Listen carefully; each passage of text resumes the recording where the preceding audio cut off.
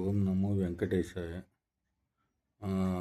ఇదివరకు చాలాసార్లు తిరుమల వెళ్దామని అనుకున్నాం కానీ కుదరలేదు. అంటే స్వామి పిలుపు రాలేదేమో. అయితే మొన్న సోమవారం నాడు వెళ్ళానండి. సోమవారం బయలుదేరి మంగళవారంకి వెళ్ళాం. అయితే అంతకుముందు కూడా పెద్ద ప్లాన్ ఏం లేదు. నెల రోజుల ముందు బుక్ చేయటం, ఇట్లా 300 రూపాయల టికెట్ అదేం చేయించలేదు.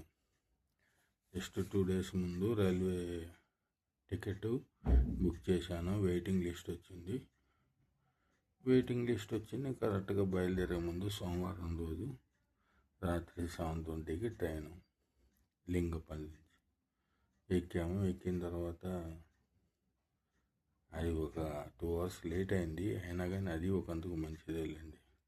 ఈలోపు టిఫిన్ అది చేసి ట్రైన్ ఎక్కాము. ట్రైన్ ఎక్కిన తర్వాత కరెక్ట్గా రేణిగుంట వరకు అది ట్రైన్ స్పెషల్ జైపూరు చిన్న ట్రైన్ అనమాట.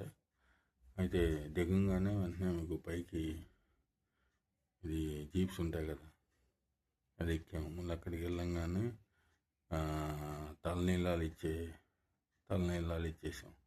తలనీలాల దగ్గర కూడా పెద్ద రష్ లేదు. తర్వాత అక్కడే తలనీలాలు ఇచ్చిన చోటే మళ్ళీ పైన డార్మెటరీ ఉంది. డార్మెటరీకి వెళ్ళి డార్మెటరీలో తీసుకుని అందులో మన సామాను పెట్టుకుని తర్వాత బయటకు వచ్చి అక్కడ అన్నదాన సత్రం ఉంది. అన్నదాన సత్రంలో ఆ రోజు సాంబార్ అన్నం కర్డ్ రైస్ పెట్టారు. తినేసి శుభ్రంగా అప్పటికే స్నానం చేసి ఉన్నాం కదా, దర్శనానికి వెళ్ళిపోయాం. 2:30కి 8:30 కల్లా అయిపోయిందండి. పెద్ద ఇబ్బంది ఏం అవ్వలేదు. ప్లానింగ్ లేదు, రిజర్వేషన్ లేదు, ఏం లేదు. రూమ్ కూడా తీసుకోలేదు. అక్కడ డార్మెటరీలోనే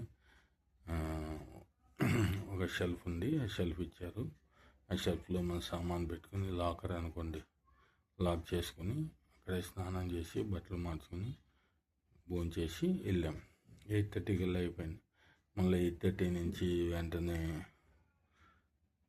కాసేపు అక్కడ లడ్డూలు అవి తీసుకున్నాం. లడ్డూలు తీసుకున్న తర్వాత మళ్ళీ చౌల్ట్రీకి వెళ్ళి అక్కడ సామాన్ తీసేసుకుని మళ్ళీ కిందకు వచ్చేసి వెంటనే మళ్ళీ బస్సులు లేవన్నారు, ఆర్టీసీ బస్సులు.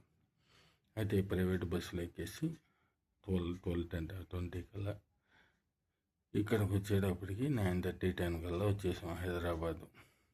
బాగా సౌకర్యంగానే జరిగింది. అయితే మనం అనుకున్నాం స్వామి పిలిస్తేనే మనం వెళ్ళగలమండి. మన గొప్పతనం కాదు అది. స్వామి పిలిచినప్పుడే మనం అన్నీ అలా అరేంజ్ చేసినట్టు ట్రైన్ బుక్ అయిపోవటం. మళ్ళీ అక్కడికి వెళ్ళంగానే మీకు అక్కడ తలనీళ్ళాలు తీసే చోట ఇద్దరమే ఉన్నాం. మళ్ళీ రూమ్కి వెళ్ళాం. వెంటనే స్నానం చేసేదానికి ఏర్పాట్లు, మళ్ళీ వెంటనే భోజనం, మళ్ళీ వెంటనే దర్శనం లైన్లో అక్కడ ఒక రూమ్లో ఉంచారు కదా అందరినీ. అక్కడ మధ్యాహ్నం పూటేమో సాంబార్ అన్నం, తర్వాత 4 to 6 పాలు, తర్వాత చిన్నపిల్లలకి పాలు, పెద్దవాళ్ళు కూడా తీసుకున్నారు అనుకోండి. తర్వాత 6 to 8 ఉప్మా కానీ ఇది సాంబార్ అన్నం కానీ పెడతారంట. నేను వెళ్ళిన రోజు సాంబార్ అన్నం పెట్టారు. అయితే అంత పెద్ద ఇబ్బంది పడలేదండి. రష్ ఉంది లేదని అంటలేదు, కానీ 8:30 కల్లా దర్శనం అయిపోయి బయటకు వచ్చేసాం. బయటకు వచ్చిన తర్వాత ఇంకా అక్కడ మామూలుగా ఉచిత లడ్డు ఇస్తారు కదా చిన్నది, తిని అక్కడ కాసేపు కూర్చున్నాం గుళ్ళో. కూర్చున్న తర్వాత ఇక వెళ్ళింది నేను ఒక్కనే. అది అయితే కొంతమంది కలిశారు అక్కడ. కలవటం అంటే వాళ్ళు దర్శనానికి వచ్చారు. వాళ్ళు నన్ను కలిసి వాళ్ళతో పాటు కబుర్లు చెప్పుకుంటూ అలా స్వామి పేరును తలుచుకుంటూ గోవింద గోవింద అనుకుంటూ లైన్లో వెళ్ళాం. అలా అయిందన్నమాట దర్శనం. అయితే చాలామంది వెళ్ళే ముందే భయపెట్టారు. 10 గంటలు 12 గంటలు పడుతుందండి, ముందే బుక్ చేసుకోవాలి ట్రైన్ కూడా. ఏమో నాకు అలా సెట్ అయిపోయింది. మన గొప్పతనం కాదు అది. స్వామి తీసుకెళ్ళాలనుకున్నాడు, తీసుకెళ్ళాడు. మళ్ళీ సేఫ్. ఎక్కడ కానీ ఆరోగ్య సమస్యలు తలెత్తలేదు ఇంటికి వచ్చే వరకు. తర్వాత కొంచెం నీరసంగా అనిపించింది, కానీ ఆ ఉత్సాహం, స్వామిని చూసామనే ఇది చాలా ఇట్లాంటి అనుభవాలే.